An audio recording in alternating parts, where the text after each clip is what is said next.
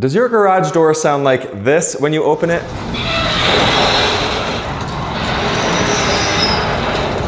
Here are 3 clever tricks to get rid of that awful sound. Our first trick is to get rid of these rollers right here. Most of the time the rollers that come with your garage are going to be made all out of metal. They're probably not going to glide very well and might be a lower quality roller. And that's going to cause that metal to metal sound like this. That's what causes a lot of that extra noise when you open and close the garage door. But when you order these, you can get some that are nylon, so they're nice and soft. It's a much softer noise. And they have ball bearings in them of a higher quality. Now the kind I like the most actually are these guys right here because they actually have a cap on them to keep all of the lubricant inside.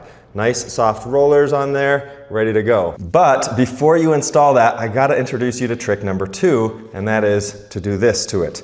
So this is before, this is after. What I've done is taken some heat shrink tubing, and this stuff literally costs about $2.50 at Harbor Freight. You just buy the 1/2-inch stuff, slide it on to the pin here, make sure you cut it to size and everything, and then use a lighter to shrink it in place. But it's super easy to work with. Now the reason we do that, again, is to avoid metal on metal contact. This pin here slides into this shaft right here. Now that's going to be metal on metal contact. By wrapping it with some heat shrink, which is essentially a rubberized product, it's a totally different sound. It kind of thuds it out and doles it out and makes more of a thud than a ping, and that quiets the whole system down. So I highly recommend spend a few bucks, and by the way, I'll put links to these in the description if you just want to order it from Amazon and have it sent directly to you. But at Harbor Freight, you can pick some of this up starting at $2.50. This takes just a few minutes, as you can see here, and then when it slides in, it makes so much less noise. One thing you're going to see on a lot of videos is being super careful not to take out this bottom roller. I disagree. I've got a technique that I'm going to show you here that makes it completely safe to do, and it's really easy. The reason you want to be careful with this bottom one is because many times your actual cable that's right back here is attached to this bottom bracket. And if you take that out, it could mess up the tension, it could mess up the springs, all that kind of stuff. We're not going to take that hinge off at all. What we're going to do is do one side at a time. We're going to do the top few first and then the bottom 2 last, and we'll make it really easy. This will just take a few minutes and we'll do it completely safely. But by doing one side and then the other side, you never lose tension on your cable here. So that is the trick to making sure this is done right and you get all of your rollers swapped out. Here's the process we're going to use to take care of this. If you look at your garage door, assign a number starting with number 1 on the bottom roller and go all the way up to either number 5 or 6 depending on how many rollers you have. This goes on both sides. So once you've got those assigned, we're going to start with the top 3. Numbers 4, 5, and 6 if you have 6, or 3, 4, and 5 if you have 5. Now this is easiest when your garage door is about 3/4 of the way open. With that, we'll just twist the track near each one, pop the old one out, and pop the new one in. That's how we'll do the top 3 rollers. For the bottom 2 or 3 rollers, we're going to close the garage door most of the way. Leave about 2 feet open. That way we can actually remove the track from the wall to give it that little bit of flex or twist that we need. Before you do that, make sure you use a Sharpie or a marker to trace around the bracket where it attaches to the wall. We're not removing the bracket from the track itself, we're removing the bracket that is still attached to the track from the wall. By tracing it, we can make sure it goes into the exact position it was before, and all we have to do is remove this one lag bolt that's holding it in place. Then it's easy to flex everything just as we need to. We'll do our bottom 2 or 3 rollers that way without detaching the other side. Now that we've got the new rollers in and the sleeves on, we should hear a difference when we close the door, but none of this will be at full effect until we move on to our third trick, which is lubrication. Let's give it a listen right now and see how much better it's sounding so far. Oh, it's much quieter already. Still have that squeaking in the middle.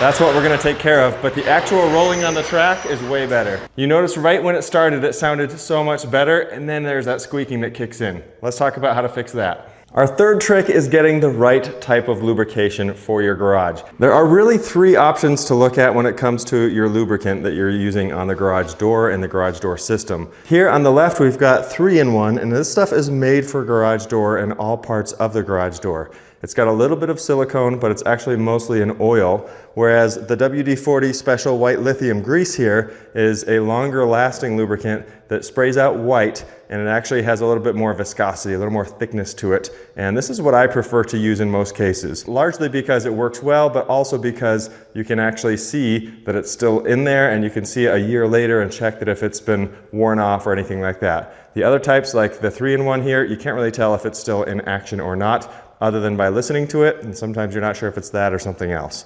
So I'm gonna go with some of the white lithium grease here, and we'll get this thing lubed up. Many of the ideas for this video and other videos come from our DIY community. So a huge thanks to Claudio and Chase for helping us out with that. They suggested the white lithium grease as well as the nylon rollers, and they're so helpful with all different kinds of things in our DIY community. So you can check that out, totally free to join. There's a QR code up here, or you can use the links in the description below to join our Raptive DIY community. Hope to see you over there. Now this stuff comes with both the regular spray nozzle for a wider spray as well as the straw here so that you can get into specific areas.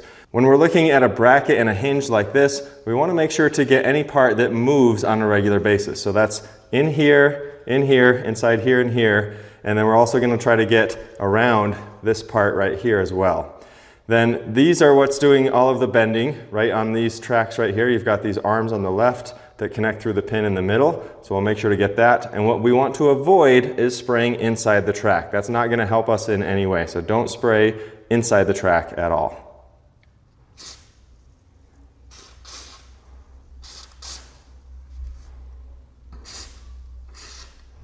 So I'm going to usually spray towards the top and let it kind of work its way down through the bottom with gravity. There we go. And then what you'll notice is it'll leave a white residue on here. And again, I like that white residue because it helps us to know if it's already been sprayed and if that lithium grease is still sitting on there or not. Now we'll go around and do that same thing to each one of the hinges all the way down the track here until we've got all of them done. So looking at the garage door, I've got 1, 2, 3 hinges times 5 across here. So I'm going to do 15 hinges right here, knock them all out. Next up, we need to spray the springs as well. These create a lot of noise as they rub against each other as the door opens and closes.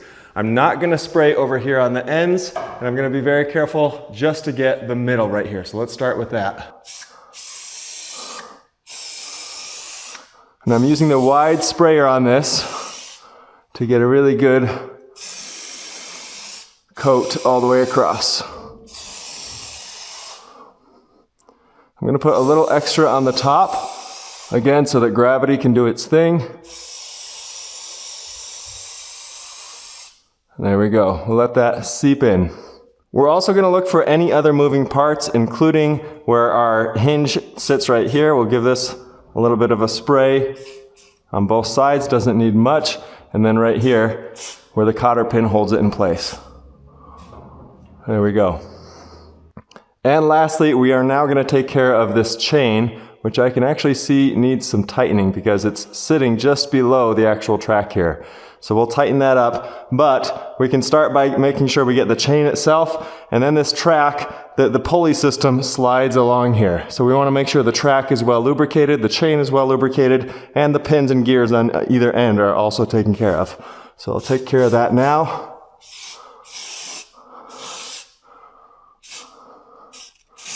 You can kind of hit both the track and the chain at the same time if you're careful with it.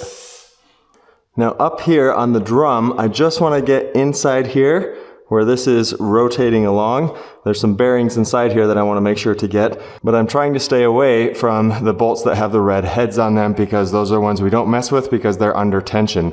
Now that bolt is what's actually pinching down on the rod here, and so I want to make sure not to mess with that. I'm just going to get in here somewhat liberally, and then right around here as well. And then we should be good. Same thing on the other side. All right, now we've lubricated the hinges, the springs near the drums, and the track. Let's give this a listen. Now I will say you usually want to run this 2 or 3 or 4 times in order for all of the grease to penetrate where it needs to. So don't expect it to be perfect on the first time, but I do expect it to be better. Let's give it a listen.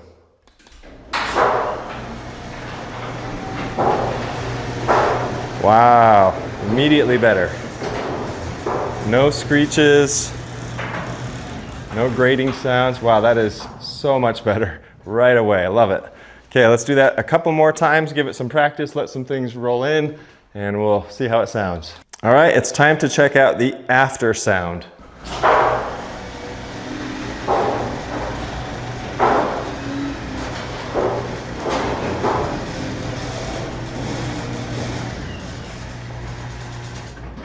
So much better. I think you'll agree that sounds 100 times better. Much less irritating, none of those annoying grating or screeching sounds, and our whole decibel level was way down. So, a few simple fixes, getting this door so much quieter. If you enjoyed this, you're gonna love to learn how I can keep a garage at 70 degrees all year round, through the summer, through the winter, you name it. Check this video out right here to see exactly how I do that. I'm Nils with Learn to DIY. Thanks for watching.